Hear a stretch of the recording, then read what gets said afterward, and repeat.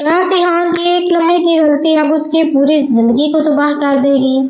کیا وہ یہ جان پائے گا کہ جس شخص کو اس نے مارا وہ کسی عام دشمن کا نہیں بلکہ ایک ایسے ہونہار خاندان کا فرد تھا جو اپنے بدلے کے لیے پوری دنیا کو آگ لگا سکتا تھا؟ کیا الہام سیحان کی محبت کی سب سے بڑی قیمت بننے والی ہے؟ اور کیا اس بار سیحان اپنے عزیزوں کو بچا پائے گا یا پھر انتقام کی آگ سب کچھ جلا کر راکھ کر دے گی؟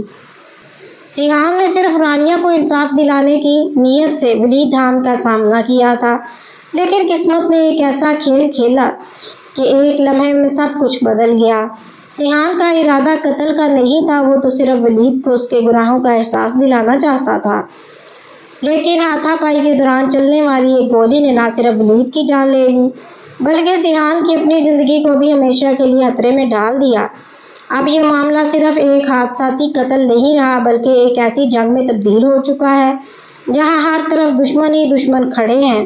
سیحان کو اس وقت یہی یقین تھا کہ اگر وہ وہاں سے نکلنے میں کامیاب ہو گیا تو شاید یہ راز ہمیشہ راز ہی رہے گا، اسی لیے اس نے اپنی شناخت چھپائی، چہرہ ڈھانپا اور وہاں سے نکل گیا۔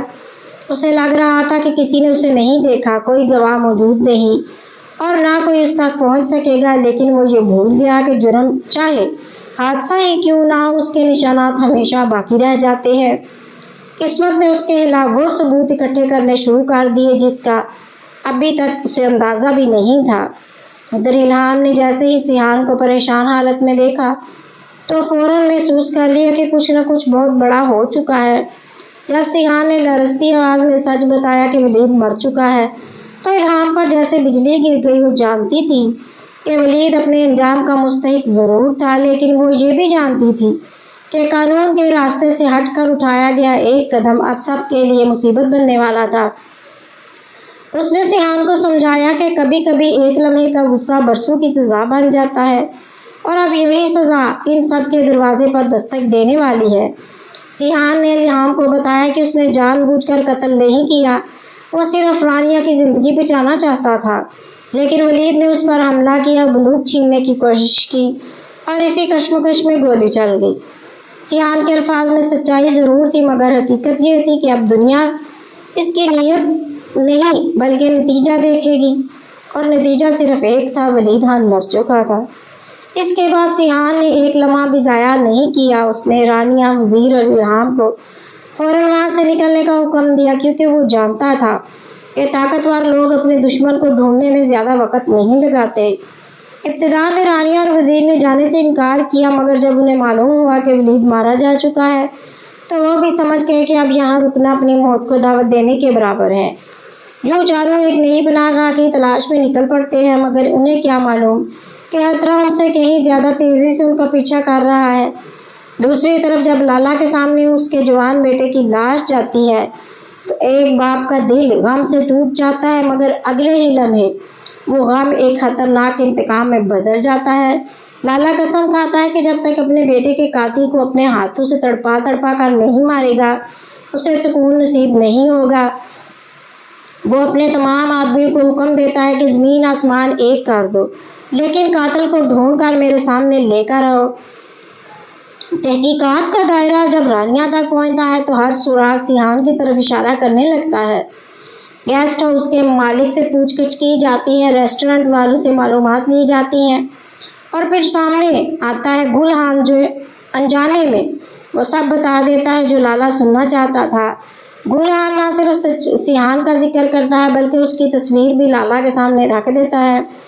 تصویر دیکھتے ہی لالا کی آنکھوں میں خون اتر آتا ہے کیونکہ اب اسے یقین ہو جاتا ہے کہ اس کے بیٹے کا قاتل کوئی اور نہیں بلکہ سیحان غازی ہے۔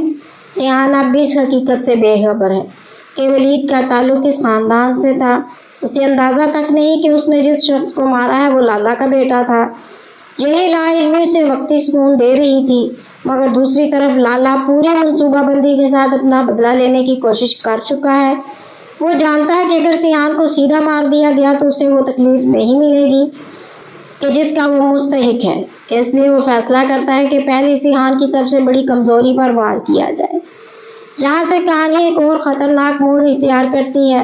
لالا اپنے آدمیوں کو حکم دیتا ہے کہ سیحان پر حملہ نہیں کرنا بلکہ الہام کو اغوا کر کے میرے پاس لے آؤ۔ کیونکہ وہ جانتا ہے کہ سیان اپنی جان کی پرواہ نہیں کرے گا بلکہ الہام کے لیے پوری دنیا سے ٹکر لے جائے گا۔ یہی وہ چال ہے جو آنے والی قسط کو انتہائی سنسنی خیز بنانے والی ہے۔ جیسے ہی الہام واہ ہوتی ہے، سیان کی دنیا اندھیرے میں ڈوب جاتی ہے۔ اب اس کے سامنے صرف ایک ہی مقصد رہ جاتا ہے، ہر قیمت پر الہام کو واپس لانا۔ وہ اپنے تمام ساتھیوں کو اکٹھا کرتا ہے اور لالا کے اڈے کی طرف نکل پڑتا ہے۔ دوسری طرف لالا بھی انتظار کر رہا ہوتا ہے، کیونکہ اسے معلوم ہے کہ محبت انسان کو وہاں بھی لے جاتی ہے جہاں موت کھڑی انتظار کر رہی ہو۔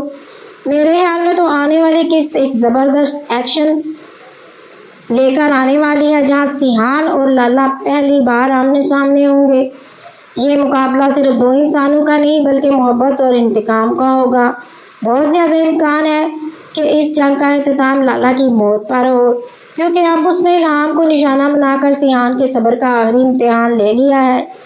ساتھ ہی یہی واقعہ سیان اور الہام کے رشتے کو بھی ایک نیا رنگ دے گا۔ الہام کو احساس ہوگا کہ سیان ہر خطرہ مول لے سکتا ہے صرف اسے بچانے کے لیے، جبکہ سیان بھی پہلی بار اپنے جذبات کو پوری شدت سے محسوس کرے گا۔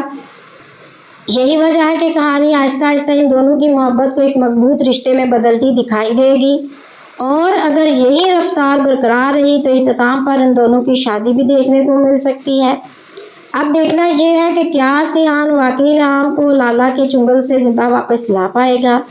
کیا لالا اپنے بیٹے کے خون کا بدلہ لے سکے گا یا خود اپنے انتقام کی آگ میں جل جائے گا؟ اور کیا رانیہ اپنی زندگی کی اس خوفناک صدمے سے نکل کر دوبارہ جینے کی ہمت پیدا کر سکے گی؟ ان سب سوالوں کے جواب جاننے کے لیے جلدی سے میرے چینل کو سبسکرائب کر لیں، بیل آئیکن کو پریس کر دیں تاکہ آنے والی ہر ویڈیو کا نوٹیفیکیشن آپ کو جلد سے جلد ملتا رہے۔